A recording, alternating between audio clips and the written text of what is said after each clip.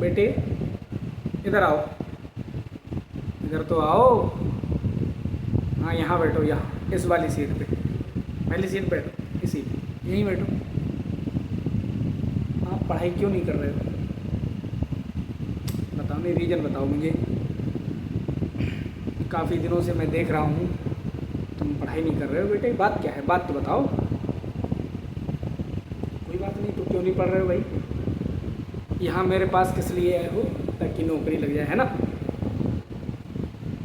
जब इसी उद्देश्य से आए हो तो गलत बात है नहीं? पढ़ना चाहिए नहीं पढ़ना चाहिए, आप खुद बताओ। आप सोचो कि अगर बिना पढ़े नौकरी लग जाती हो तो यहाँ लोग क्यों आते हैं हमारे पास, क्यों हमसे जुड़ रहे हैं? शायद बिना पढ़े नौकरी नहीं लगती है तभी आते हो आप लोग, है नहीं? चलो तो बैठो, ध्यान से मेरी कहानी सुनो। एक मैं तुम्हें कहानी सुनाता हूँ, नेचुरल कहानी जो वास्तविक है। जब मैं यहाँ बरेली आया था, मैं तब की तुम्हें बात सुनाता हूँ, ध्यान से सुनना। फिर मैं आपसे नहीं कहूँगा कि आपको पढ़ना है या नहीं पढ़ना है। आज मेरी ये कहानी सुन लो। काफ़ी समय पहले की बात है, आई थिंक 2017 के आसपास की बात है। मैं यहीं इसमें दुर्गानगर में रहता था। तो जिस मकान में मैं रहता था वहीं एक और पड़ोसी लड़का रहता था जिसका नाम था पवन। मैं पवन के एक भाई की कहानी सुना रहा हूँ जिसका नाम था मनोज। मनोज एक छोटा बच्चा था जो 7th 8th क्लास में पढ़ रहा था, जिस समय उसके पापा का देहांत हो गया। अब पापा का देहांत हो गया, किस कारण हुआ ये नहीं पता, लेकिन उसने मुझे ये बताया कि उस बच्चे के दिमाग में ये बैठ गई बात कि मेरी मम्मी की वजह से मेरे पापा मर गए। अब वो बच्चा बड़ा असमंजस में आ गया कि यार कैसी औरत है बताओ, मेरे पिता को ही खा लिया। अब वो सच बात थी या नहीं थी, कैसा क्या था क्या नहीं, लेकिन बच्चा तो बच्चा, अब 7th क्लास का बच्चा कितने बड़ा होगा? ज़्यादा से ज़्यादा 12-14 साल का। 12-14 साल के बच्चे में इतनी समझ तो नहीं होती है। फिलहाल उसे ये समझ में आ गया, उनके मन में उसके बैठ गया कि भाई इस औरत की वजह से मेरे पापा एक्सपायर हो गए। फिर क्या करा उस लड़के ने, उसके मामा यहीं बरेली रहते थे और बच्चा हाँ जो रहने वाला था, बच्चा किस गांव का था ये, बरेली के आगे ये पड़ता है चुर्रा के पास में जल्लापुर का रहने वाला था लड़का मनोज। उसके बारे में आपको बता रहा हूँ।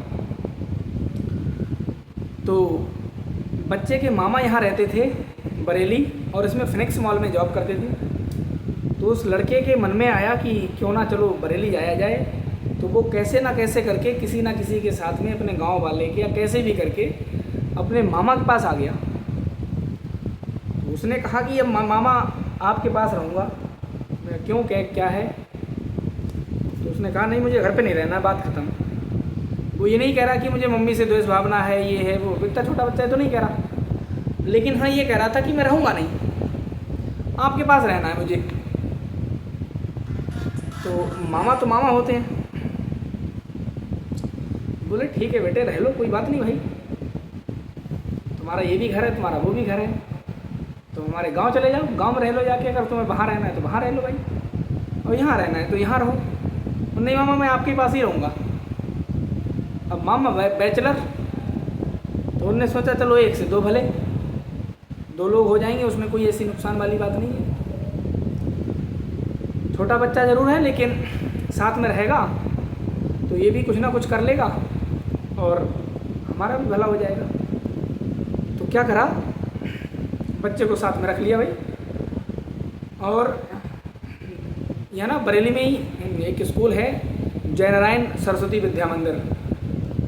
इस विद्या मंदिर में उसका एडमिशन करा दिया। अपनी ज़िंदगी का सबसे बेहतरीन काम करा उसके ये मामा ने, लड़के का एडमिशन जय नारायण में करा कर। हिंदी मीडियम का टॉप मोस्ट स्कूल है ये जय नारायण, और इसमें बच्चा पढ़ने जाने लगा और वो अपने काम पे जाने लगे। काम पे वो पहले ही जाते थे, तो उन्होंने स्टार्टिंग में उस बच्चे से कुछ नहीं कहा, धीरे धीरे उन्होंने उसे चाय बनानी सिखाई कि भाई चाय बना के दिया कर। फिर उसके बाद में उसे बर्तन धुलने सिखाए कि बर्तन धुल दिया कर। फिर कपड़ों पे प्रेस करना सिखाई कि कपड़ों पे प्रेस कर दिया कर। शू पॉलिश करने सिखाए कि भाई जूतों में पॉलिश कर दिया कर। यानी कि धीरे धीरे करके वो ट्रेंड कर रहे थे कि कैसे इसको काम भी करना है। और जैसे ही 6 महीने बीते लगभग, तो उसे खाना बनाना भी सिखा दिया। यानी कि लड़का यर्थ पास नहीं हो पाया तब तक वो घर के सारे काम करना सीख गया, खाना बनाना सीख गया। ऐसा कोई काम नहीं बचा था कि अब सिर्फ मामा को करना पड़ता हो। यानी अब मामा केवल सहयोग करते थे और काम अब वो बच्चा करता था, मनोज। पहले उल्टा था, पहले मामा काम करते थे, मनोज सहयोग करता था। लेकिन अब उल्टा हो गया, अब काम बच्चा करने लगा। अब मामा थोड़े से तेज भी होने लगे। बच्चा एडमिशन हुआ, 9th में आया, 9th में एडमिशन कराया, उसमें खर्चा। वैसे मामा ऐसे होते नहीं हैं, फिर भी पता नहीं कैसे, क्या भावना वाली बात है, आ गई द्वेष भावना या अच्छे विचार नहीं थे। फिलहाल उनसे वो काम करवाने लगे अपने भांजे से।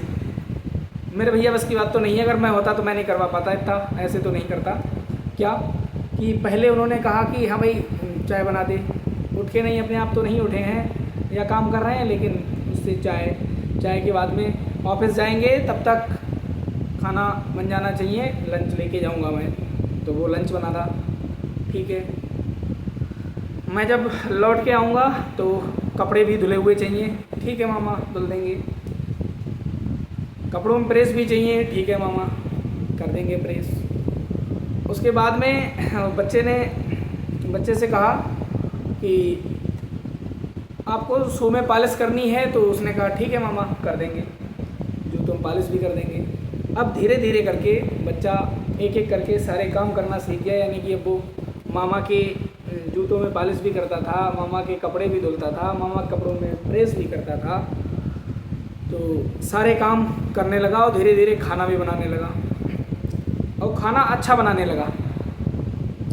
तो अब 9th क्लास में बच्चा पढ़ रहा, तो कई बार यार दोस्त भी बन जाते हैं या बाहर खाने का मन भी करने लगता है कोई ना कोई चीज़।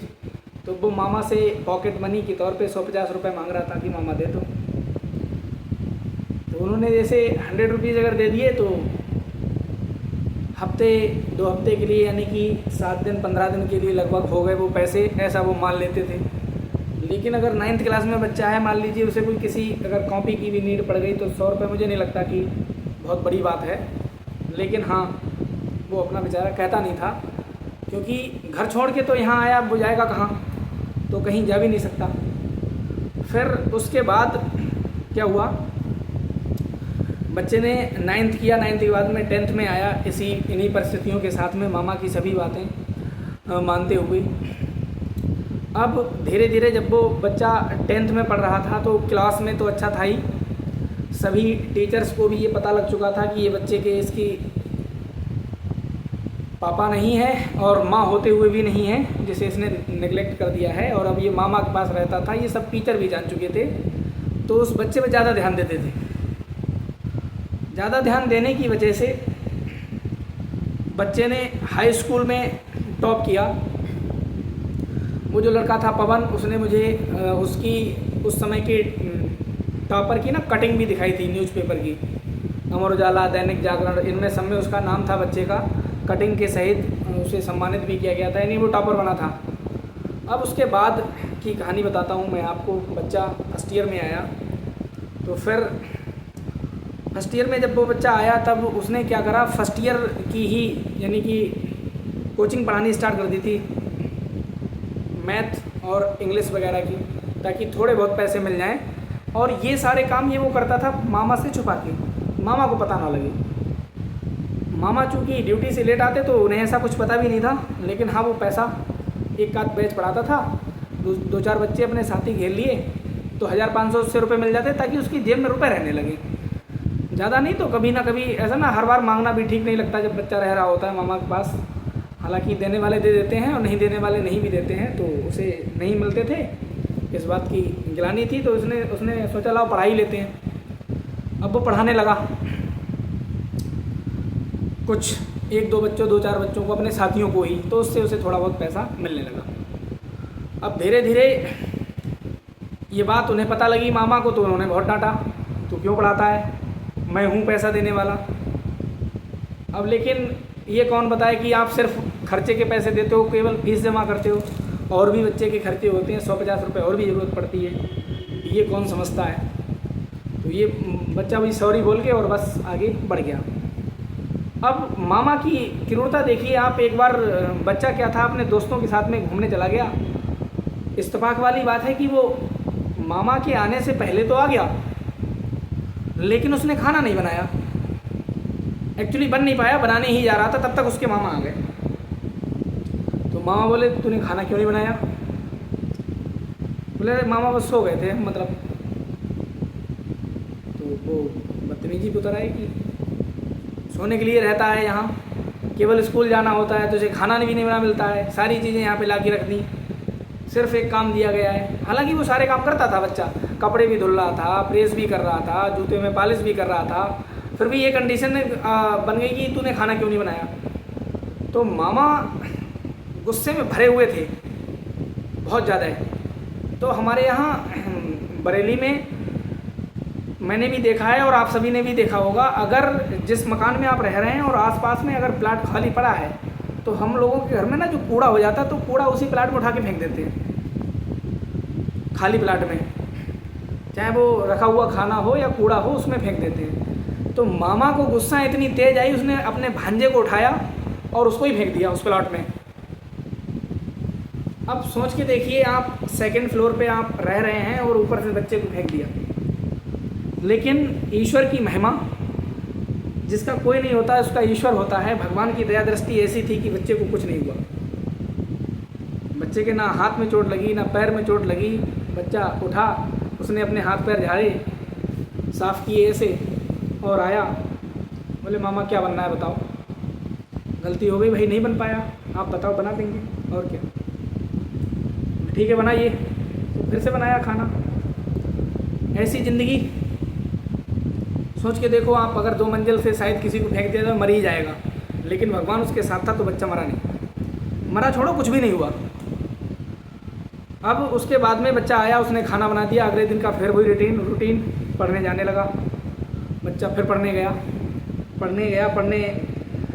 जाने के बाद में वही अपना पढ़ाना और सब काम करने लगा। ऐसे करते करते वो फर्स्ट ईयर पास भी हो गया। अब लड़का 12th में आया, तो 12th जिस समय कर रहा था, तो कुछ साथियों ने उसे बताया कि भाई 12th पास आर्मी में नौकरी निकलती है, एयरफोर्स में नौकरी निकलती है, तो तू यार लंबा चौड़ा है मेरे भाई, तू दौड़ा भी कर।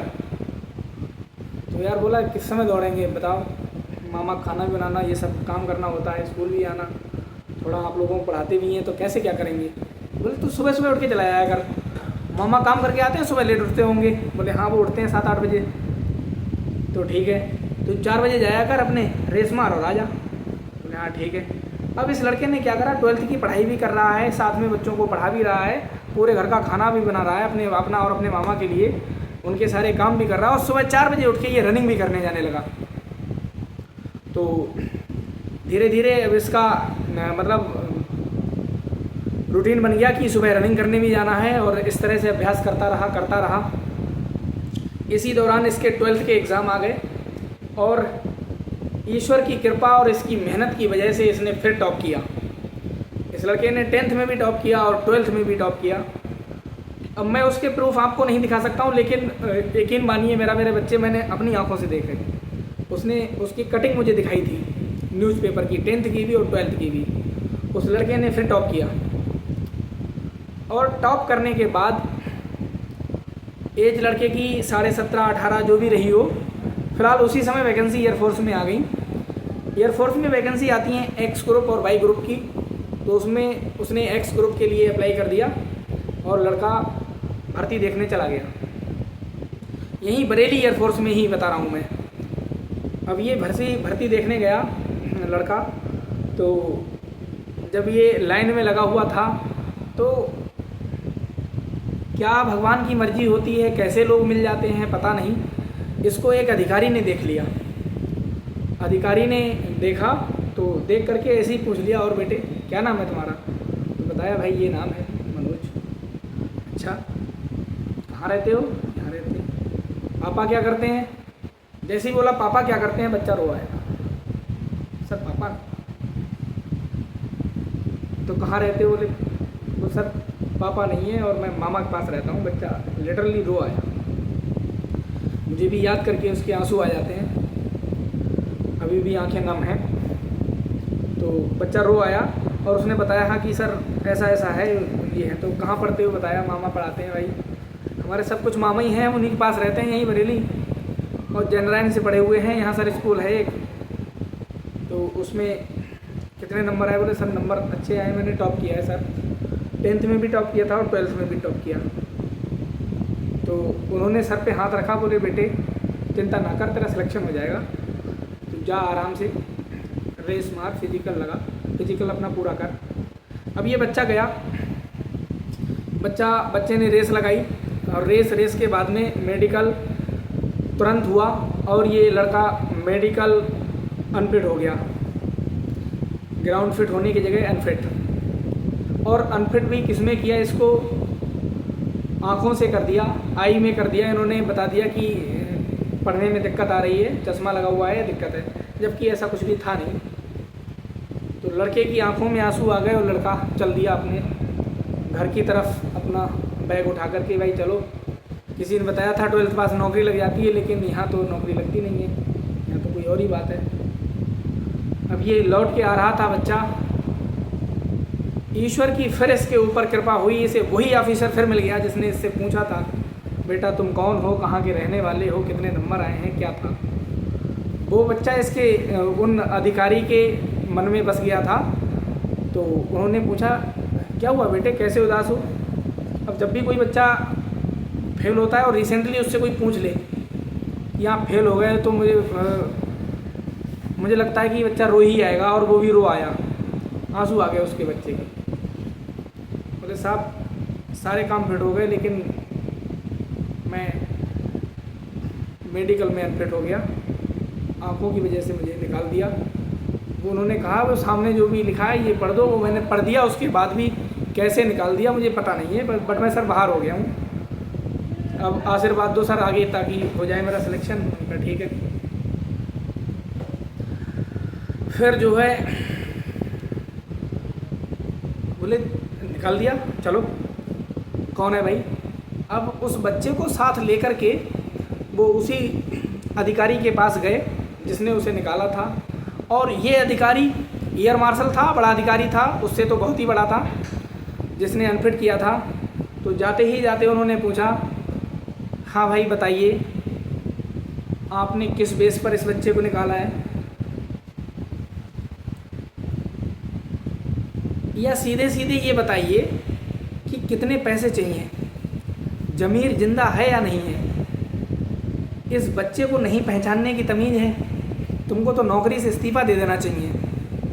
एक बच्चा नहीं पहचान मिला तुमको कि ये किस ढंग से जी रहा है बच्चा, इसके ना माँ का पता है ना बाप का पता है, और तुमने अनफिट कर दिया। कितने पैसे चाहिए बताओ, मैं दूँ? मैंने खुद इसके आई टेस्ट लिया है और ये लड़का क्वालिफाई है। तो उस अधिकारी ने फिर उसके सामने सॉरी बोला और उसको लड़के को पास कर दिया। फिर लड़के के चेहरे पर खुशी की लहर आ गई, लड़का खुश हुआ, उसने उस अधिकारी के पैर छुए और चला आया। अधिकारी ने बोला ठीक है बेटे अब तुम पास हो गए हो, कल से ज्वाइन करो आगे। ठीक है सर थैंक यू। और लड़का आया, आने के बाद देर तो काफ़ी हो ही चुकी थी, तो जब तक ये लड़का आया तब तक इसके मामा भी आ चुके थे।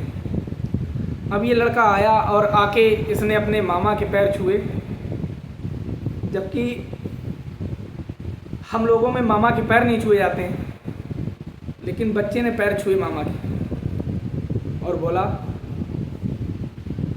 मामा मेरी नौकरी लग गई। तो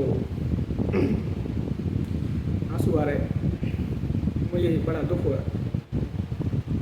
तो मामा बोले, अरे शाबाश बेटे, बहुत बढ़िया, बता तुझे कौन सी मिठाई खानी है, गंगौर की खाएगा या और कोई भी बेस्ट मिठाई यहाँ की बरेली की जो भी है, तू बता कौन सी खाएगा। तो बच्चे ने दोबारा बोला, मामा मिठाई नहीं चाहिए।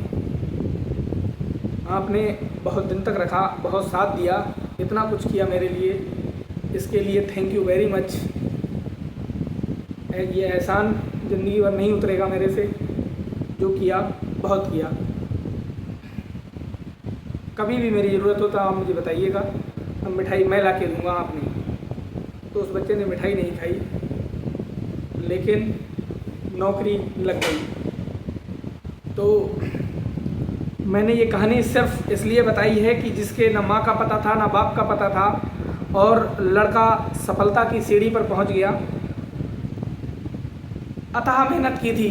तो मेरा मानना ये है कि नसीब किसी का होता ही नहीं है, नसीब बनाया जाता है, जैसे उस लड़के ने बनाया।